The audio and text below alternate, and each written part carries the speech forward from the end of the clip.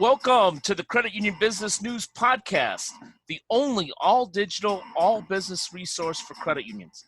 This episode sponsored by Support EXP, the industry's leading provider of transformational member experience management solutions. I am your host, Kbator, and I am, as always, happy to be here because we have another awesome guest to start off our first season of the Credit Union Business News Podcast. We have Eric Bruen, who is the Chief Executive Officer of Desert Valleys Federal Credit Union. Been there for approximately 16 years. And probably most important, he's a family guy. He's the father of four. He's got kids from 8 years old to 5 months old back at the house. Eric, welcome to the show. Thanks, Ken. Thanks for having me. I'm really enjoying this. This is actually my first live podcast, and I'm a podcast listener for about 2 or 3 hours a day. So I'm excited to be part of this. Awesome. We always love podcast lovers on our podcast because they kind of know the routine and what's going on and so on and so forth. So the moment you asked me, I went back and watched both of them. I've watched all of them because interested to see how you're doing format and love the programming and enjoyed the conversations. Thank you, Eric. I appreciate that. Tim O'Hara and I are really looking forward to where this goes, and I think that this is going to be going on for a long time. So maybe you'll be a second, third, fourth guest on this thing. Who knows? Yeah, podcasts are a great form of medium because you can both watch and you can listen. And so I find I actually spend a lot of my time not watching the video ones. But if I'm really engaged in the conversation, then I can go back and watch it again. Or I also it's great for we always had the radio as our old way, and now it's a streaming. We're always streaming some sort of information to our brains at all times. Right. I think I read someplace that podcasts are the new blogs, actually, and now I think every car is coming out with, like, when those screens, you just press a podcast button and you get your favorite podcast if you loaded them.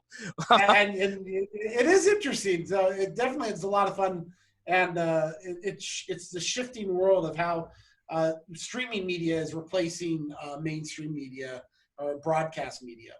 Yeah, exactly. And having known you for quite a long time, I know that you never shy away from technology or finding ways to brand your institution in the new ways that are out there.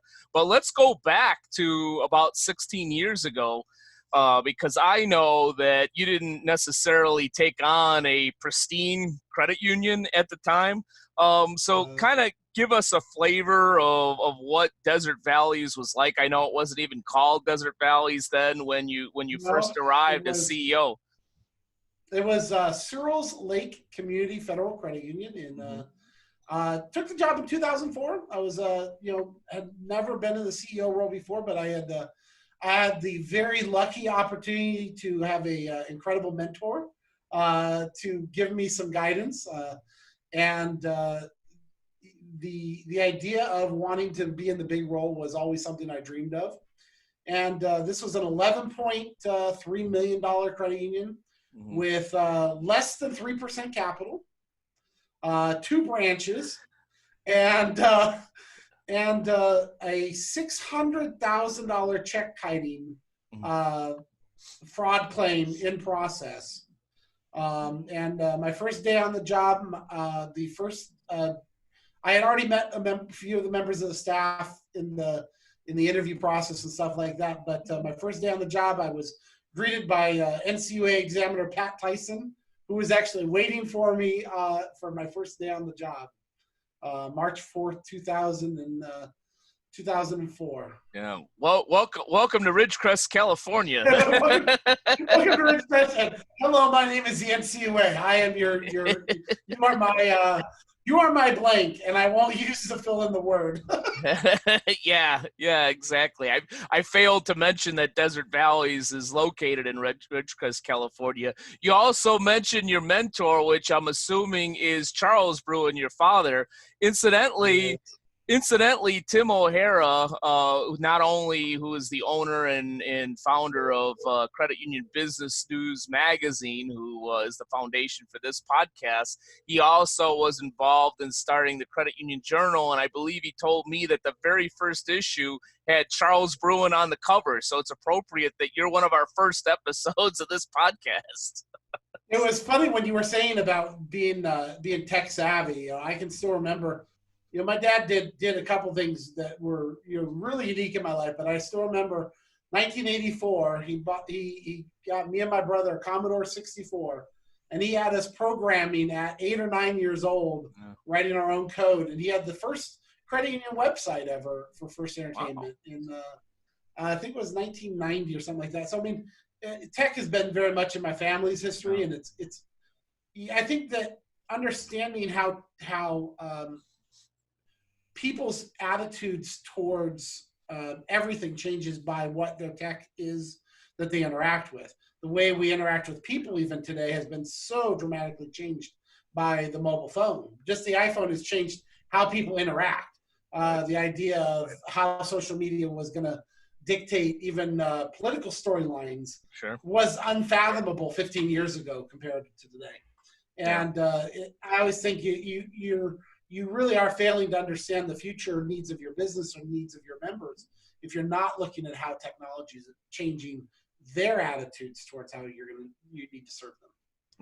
Right, absolutely. And I always talk about branding the experience, and I know you feel that member experience is extremely important. And I'm finding that credit unions like yours that are using tech not in place of the member experience, but to leverage the member experience are really, really doing well. Yeah, I think when you let tech control, I mean, there's two ways to look at it. Tech, you can do tech for the convenience aspect, which is obviously it gives you better economies of scale, can improve your margins, can do all of those metric line things, but they do detach yourself from the member experience. Right. And then there is the tech for the purpose of enhancing what the members' interaction is with you, what their experience is, and not so much diminishing the convenience aspect. And we really embrace the idea that tech as a marketing and as a communications tool is the first purpose. Tech as a replacement for a teller is it's reasonable, but it's not our business model. Mm-hmm. It perfectly is fine for either. It all depends on the business model of the individual institution. Right. Well, I couldn't get by being $1 billion shop without the tech, but I can at 40 million. Right. Yeah, and you've certainly used or built a business model that has truly built a brand, which we will certainly get into.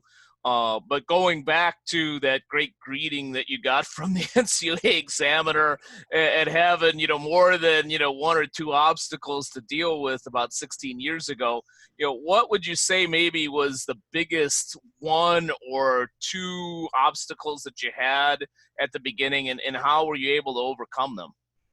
Well, the first obstacle I had, and it was clearly the biggest obstacle, was the PCA problem. Yeah. And it only took me 16 years to solve it. So, the hardest thing is to be in the position that you're walking backwards with handcuffs on uphill from day one. And you have to, sometimes they would tell you, okay, well, do this, run up the hill. And if you fall down, just keep running. Run as fast as you can to solve the problem. And I actually opted to walk very slowly and very diligently up that hill, maybe finding a way first to turn around so that I'm looking forward, and then finding a way to uncuff my feet, and then finding a way to uncuff my hands, and then finding the strength of my legs to run the rest of the distance.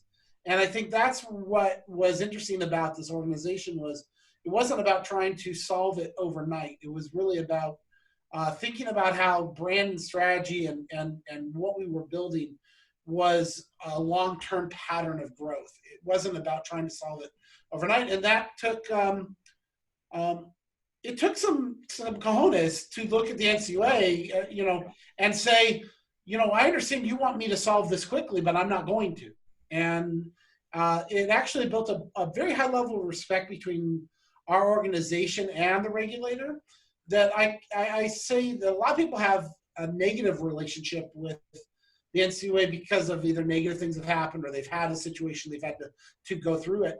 I actually think is one of our most positive strengths that we had was that relationship with the regulator throughout the entire time period, because we learned what their needs were. We also learned what our tolerances were, and we were able to constantly be able to communicate to a happy medium. Yeah. And I've spoken that before, and I think NCUA was a huge ally when they could have been my biggest enemy. Great points. And I think that's the first time in about 25 years personally working in the credit union industry in one way, shape, or form where I've heard a credit union executive call the NCUA an ally. But I think that's I have to at 3%. Yeah.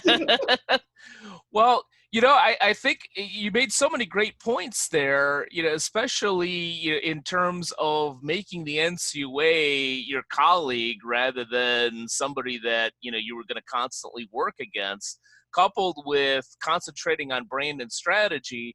One of the things that I've shared with many people, and I believe I may have shared it with you as well, Eric, there's a Harvard Business Review article out there which talks about growth, which talks about business in general, not specifically credit unions, but the way it's written, it seems like it was written for credit unions, in that, you see a pyramid and the biggest piece is compliance. And credit unions look at that compliance aspect and think that that's the number one reason for them to get up in the morning, especially some of these small credit unions. And unfortunately, some others that are under PCA, they think, oh, we got to fix this problem. This is the most important thing on our plate. When in reality, the laws of business tell you that differentiation and brand are your number one reasons to get up. Not saying that compliance is something that you put in a drawer and don't worry about, but it's a little bit lesser on your particular batting order. And if you concentrate like that, you could actually grow your business regardless of size, and still, be in compliance. And as you say in your words, to have the regulator as your ally. So I think that that's a great example for a lot of people. In fact, we'll come back to that because I want to talk specifically about the small credit union idea. But before I move on to that, looking back at the last 16 years, is there a specific turning point where, you kind of said, you know what, we're really building a brand here, where you really felt like, we got something special here? Now a word from our sponsor, Support EXP. It's a startling situation. 80% of companies believe they deliver a superior customer experience, but only 8% of their customers agree. Your branding creates expectations in your members' minds. When your frontline delivery fails to meet those expectations, you're actually worse off than if you had promised nothing. For over 20 years, Support EXP's proven voice of the member CX analytics, comprehensive CX solutions, targeted at the right time training and expert guidance have ensured credit unions fulfill their brand promises, and their client results prove it, consistently earning recognition as Forbes Best in State and Best in Nation winners in customer experience delivery. Focusing on member experience management is the single most powerful investment you can make in today's highly competitive industry. Credit unions wanting to be the best and willing to invest work with Support EXP. Starting the process of building and delivering an incredible brand is easy. Reach out to Support EXP at supportexp.com today. I formed a great friendship with three other gentlemen, Adam Dembo, John Hernandez, and Rob Grafe. And we call it Holding Court, and we've been friends for the last 20 years. And in 2012, Adam was doing independent consulting for a group called Shapiro Partners that he had started. Yeah. And I asked him to come up and do strategic planning. And this was a unique opportunity where I'm actually talking to the planner. He's staying at my house. We're drinking beers. We're also talking. But we changed the whole planning session up to be a 2-day event. And the first half of day one was just my staff. Management and board was told to go away. And he just planned with them. And he just mined what their hearts and souls wanted. And then the next session was just with management. And he mined just what we wanted. And that was board and the credit management. And then he brought both of us together for the final session. He said, you guys want this and you guys want that. How do we come here? And it was the most transformative one we did, and because it opened the door to a very specific change, which was changing our mindset from bringing members in the door simply for the sake of the business versus bringing anybody in the door for the sake of the experience. Mm-hmm. And what I mean by that is that's when we started focusing on things like our Santa Day and mm-hmm. Bite of Reality and member movie night and these types of experiences where we bring people in and they have the opportunity to show other people, this is why I'm proud to be a part of Desert Valleys. This is why I'm excited to be part of this brand and this is my credit union because of this. And we also really launched into social media. Mm-hmm. And we launched social media with a strategy not about selling product. And anytime I ever talk to somebody, I said, don't sell product on social media. Sell who you are on social media. And that was the turning point strategic meeting because we had all just suffered the whips and blows of 9, 10, and 11. Yeah. And it was really easy it would have been so easy in 10 to just go, I spent 6 years banging my head up against the wall. Oh, yay, we made it to 7. I think we were at about 17 million and we were maybe 5.9%. No, it was maybe even better than that. It may have been even like 6.5% capital or something like that. Mm-hmm. Before I think I called it Black Monday, where the NCUA announced we're going to take, by the way, send us $200,000 and help you have a nice day. And it was like, great, we're back down to 4.8. We're backwards in every direction we're going. Mm-hmm. Brilliant. Let's start this whole engine up. And it was coming out of that we found this inspiration for how we wanted to operate. And it truly has been a magical change. And I got to throw one more moment in there. And please. Hopefully I'm not rattling on, but it's a shout out to an incredible partner we found, which was Share One New Solutions in 2015. So we did that in 12. In 2013, we signed the contract for New Solutions in October. And we knew we wanted changes, and we started those changes right from that get-go. And they've been an incredible partner. And since we actually leveraged the right technology for our size business, we've grown I think we went from 25 to 40 million in that 5-year time span. We almost doubled in that time span. And I really leveraged that on the idea of having the right partner.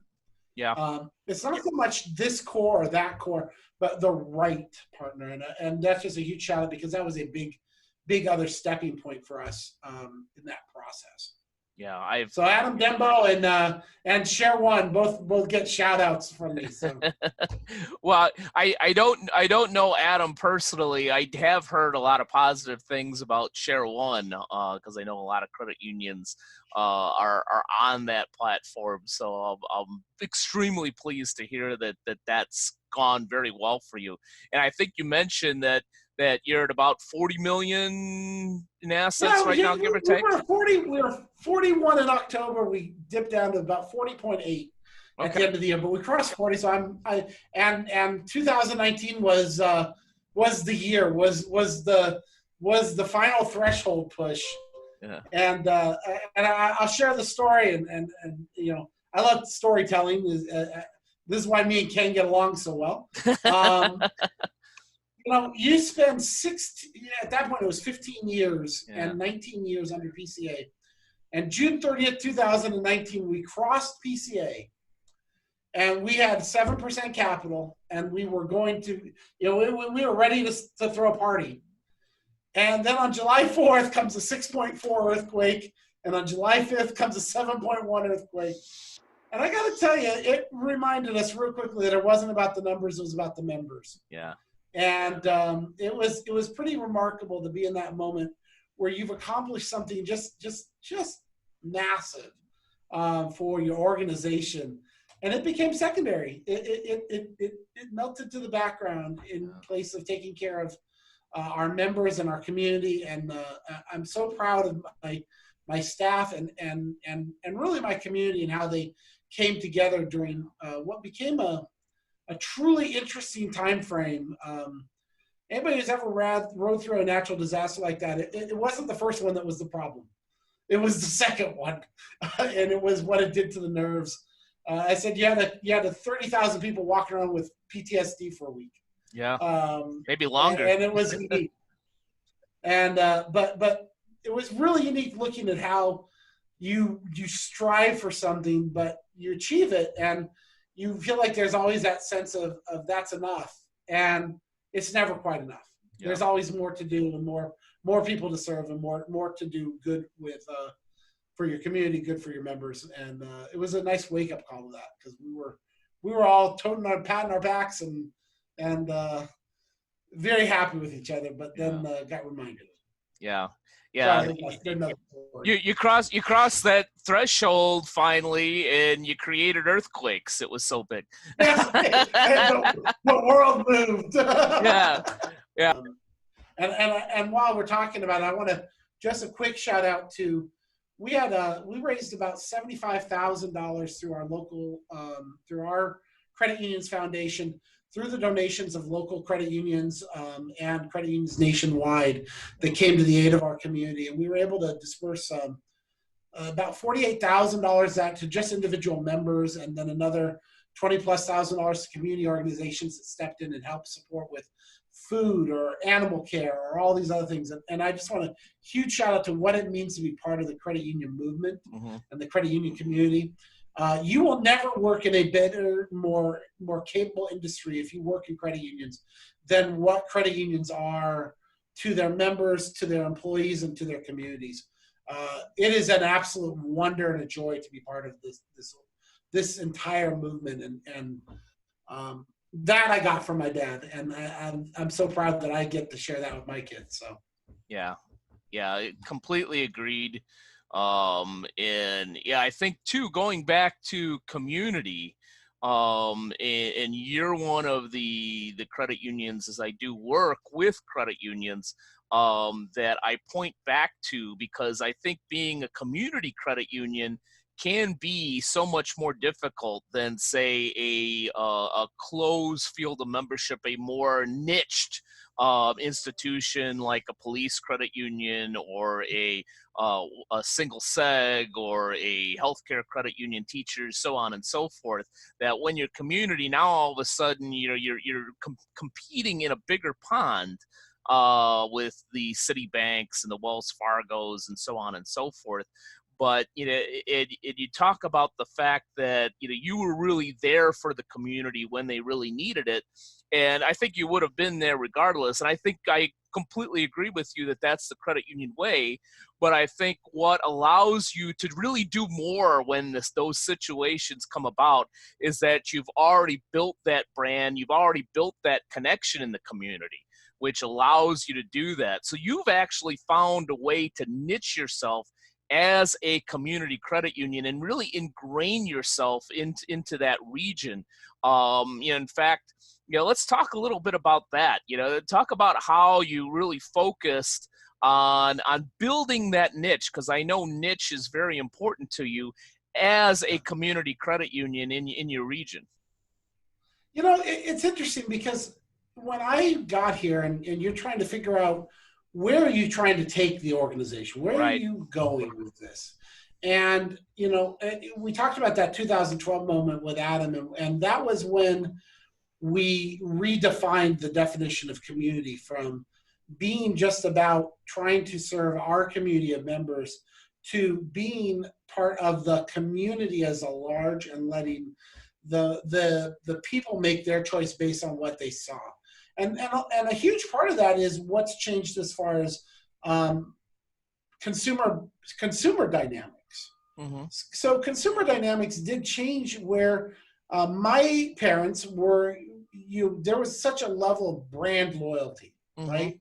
Brand loyalty was, I only eat Heinz ketchup and I don't ever eat Hunt's. Right. And don't bother buying anything other than Heinz, because if you bring me Hunt's, I'm going to turn it away and I'm going to say I can't. It tastes different and it's horrible. Right. And they're bottled by the same Chinese manufacturer, but for all of them. Okay, so using the same tomatoes and everything. The same tomatoes, just the label. But ultimately, what I found is the new consumer dynamics is so much more about interaction. Mm-hmm. It's about how that person feels valued in the equation, and not just how they individually value, but how they see the business individually value what's important to them around them in the same way. Mm-hmm. So values become more about how you are living and breathing your member experience than just about rates, terms, products, those types of things. And when we finally made that dynamic choice to say, 1,400 square foot part of our building that we weren't using, we knew we couldn't lease it out. Mm-hmm. It was going to sit there dormant. And that was one of the things that came out of 2012 is we remodeled it into just a little conference room area. Mm-hmm. And we lend that out to anybody who asks who's a community group. We now have 4 different community groups there, 4 nights out of 5 a week. And so we have traffic running through there, every day. Constantly. And these may or may not be members. But what they do is they walk in and they see Desert Valleys as a community partner, somebody who wants to see the best interests of the community first, rather than just its business interests. And that over time, that niche equation actually put a major differentiation between us and not only our local banks, but also, truthfully, other local credit unions. Mm-hmm. Is it truthfully put a brand differentiator that says, you know what, they're not going to just look at the bottom line. They're going to look at what's actually in the best interest of the credit union, mm-hmm. And the best interest of the community as it relates to the credit union, not just is it good for the credit union first. And I think that change of a question is a consumer driver, because where we said we know, the old standards, radio, print, website banners, direct mail, these are all highly expensive marketing tools, where we said our best marketing tool in a small town of 30,000 people mm-hmm. is you. Yep. You are my best marketing tool. Your word of mouth, your experience, how you feel about me as an organization is my best marketing tool. And so let's stop worrying about whether or not there's an ROE on every single event we do, but rather, are we creating a member experience that they remember and they share with people? And we have this goofy tradition. Mm-hmm. We have a 200 building Christmas village that gets built in our lobby every year. And the thing is massive. It takes up a quarter of our lobby now. And but you know what? I have a staff person spend a week building it, So there's a week of wages for building this goofy thing, 2 days wages to tear it down. But you know what? I get people pouring in during Christmas season because they want to see the village. Yeah. And I don't know how many of these are members, but I know that it's my members that told them about it. Mm-hmm. It's my members expressing that word of mouth about what they feel the Desert Valleys experience is. And if we're doing that consistently, then we're driving our brand and message in the way we really wanted to, which is through the community, through the people.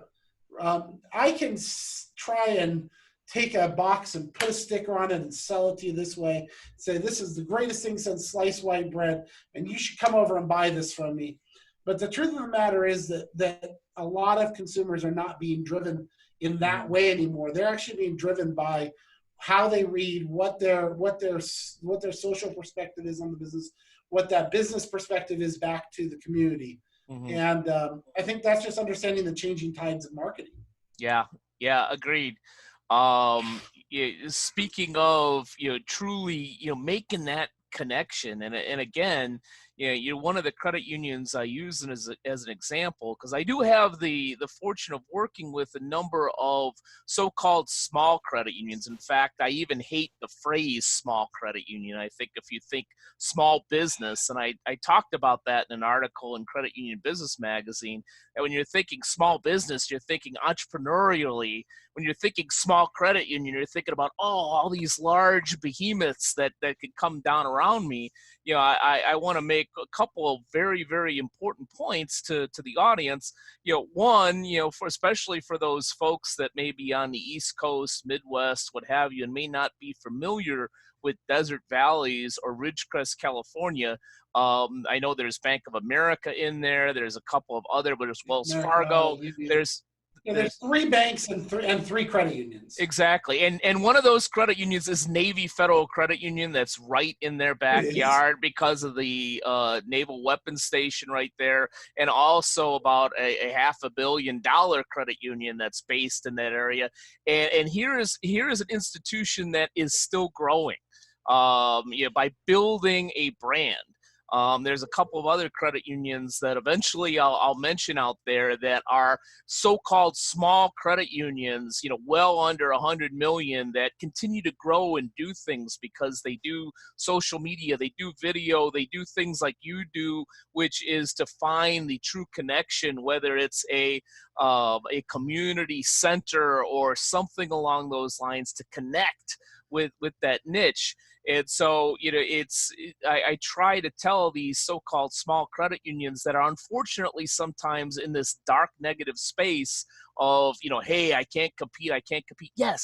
Yes, you can compete, but rather than listening to me rant, from a person that's done it, what are some of the suggestions and advice that you can give, the so-called small credit unions, the small businesses that think that they can't compete in the marketplace? What advice would you give them?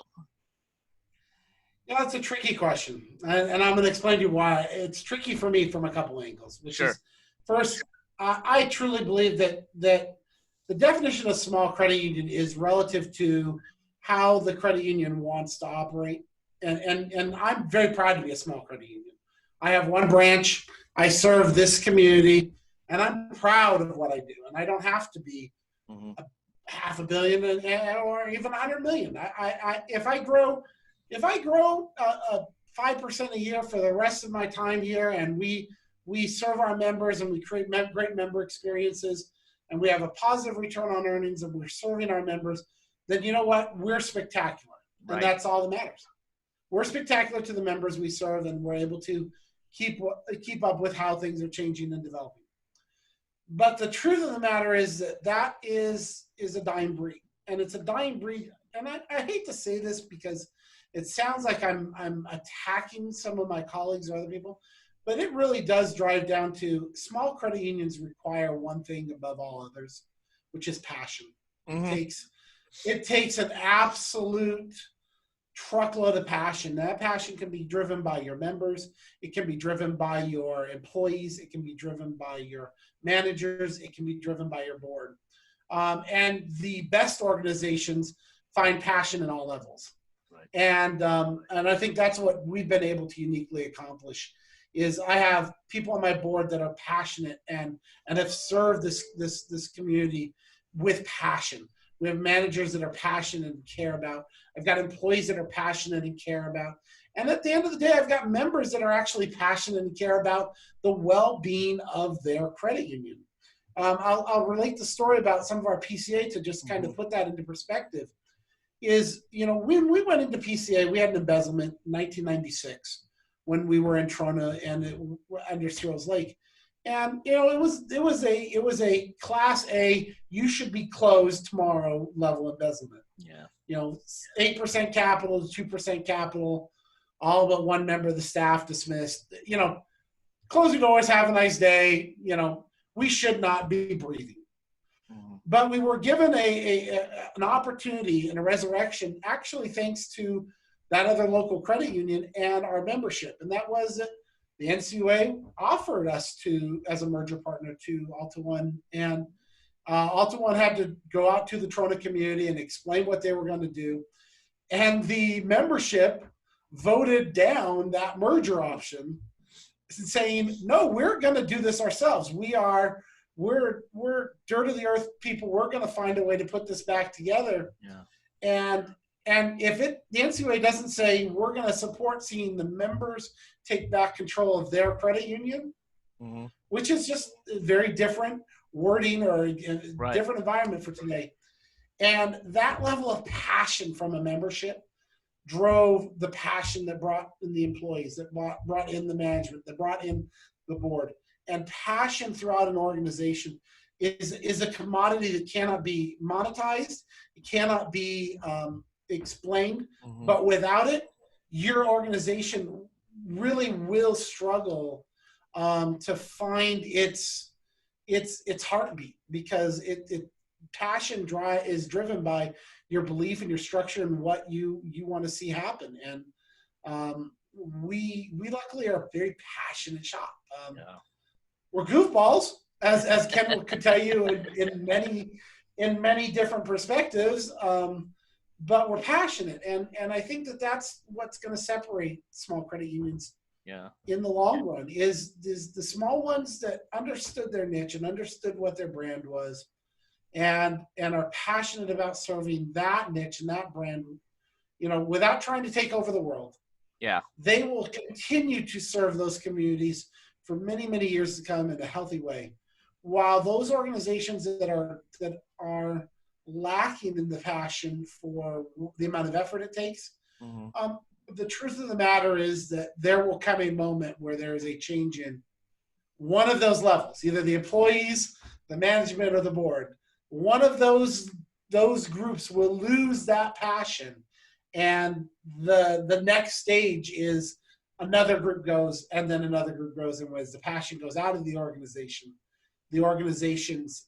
value to its members diminish, and eventually that merger will come along. Right. I really believe that's a huge key to small credit union success. You try to compete on the rates and the terms and everything else. You're trying to you're taking a BB gun against a bazooka. So if they've got a bazooka, figure out how to get on the ground and shoot at their big toe rather than trying to stand in front of the bazooka. Right. Find your niche, find what's special to your organization, your members. Yeah. No, great story, and great reminder of the core that, it's the members' credit union.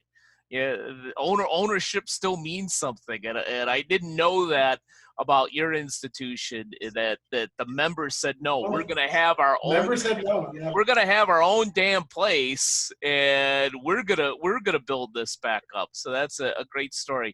The only thing that I know that you're more passionate about than your institution, your people, your credit union is your family. Being a family being a father of 4, family of 6, including your great wife and mother. You want to talk about that passion before we wrap this up? I gotta tell you, there's fun moments.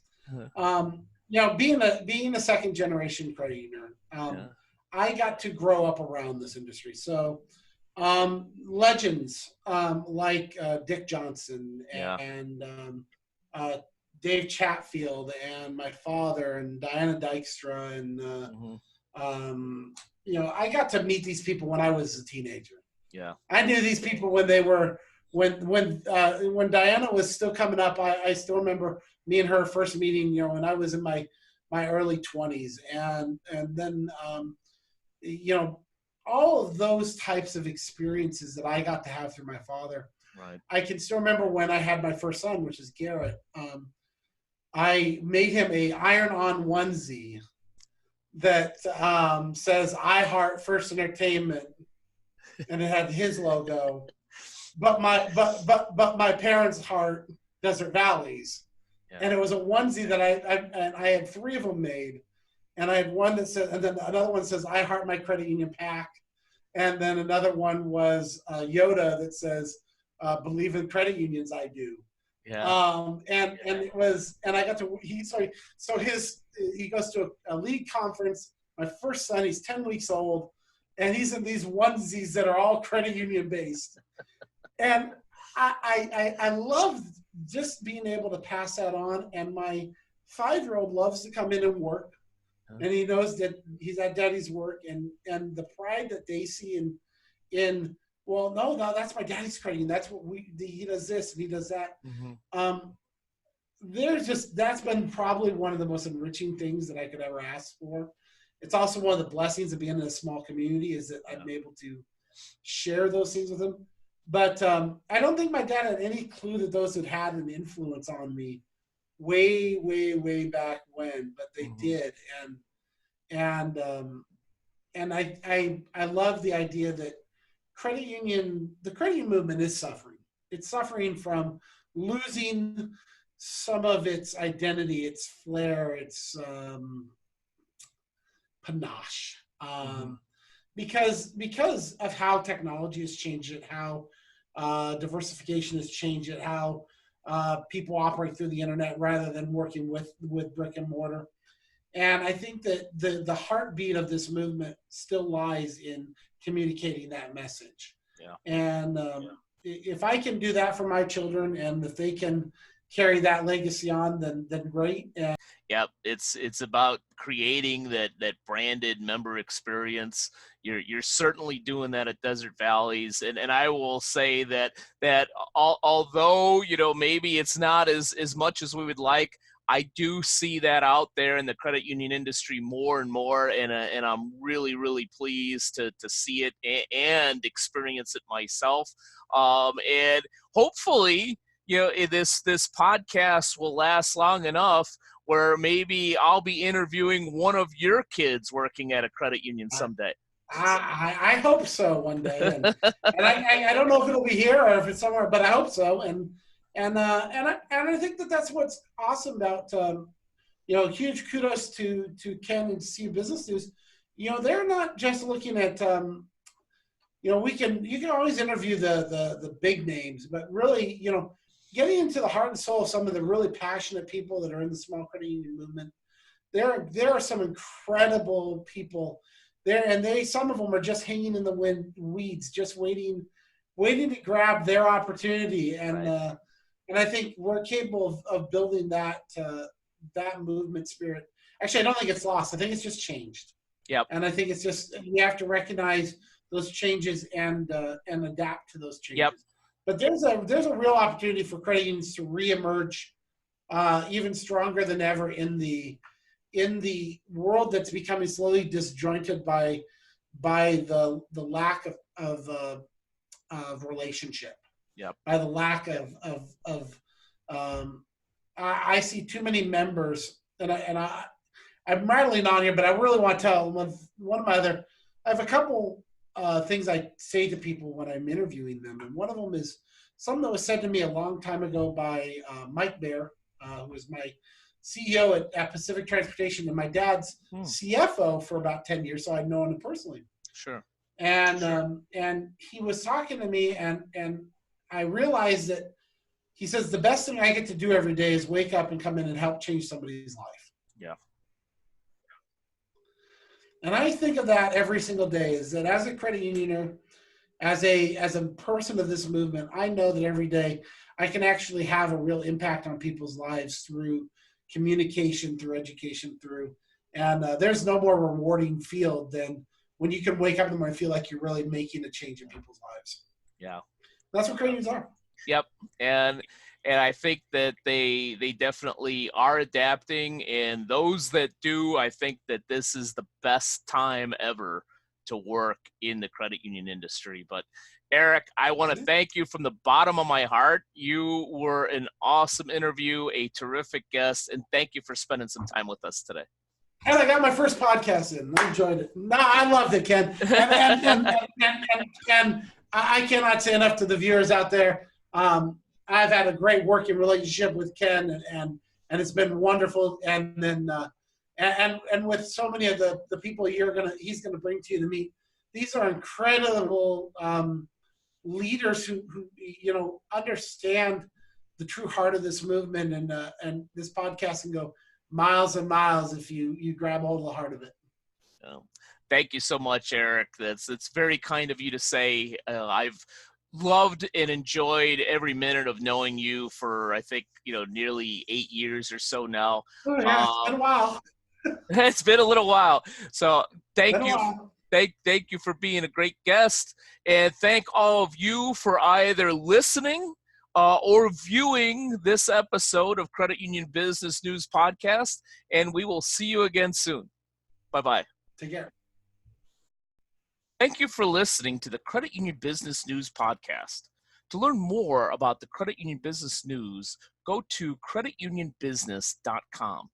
Suggestions for the Credit Union Business News Podcast can be directed to Tim O'Hara at tim@cubusiness.com or Ken Bator at kbator@btcinc.net.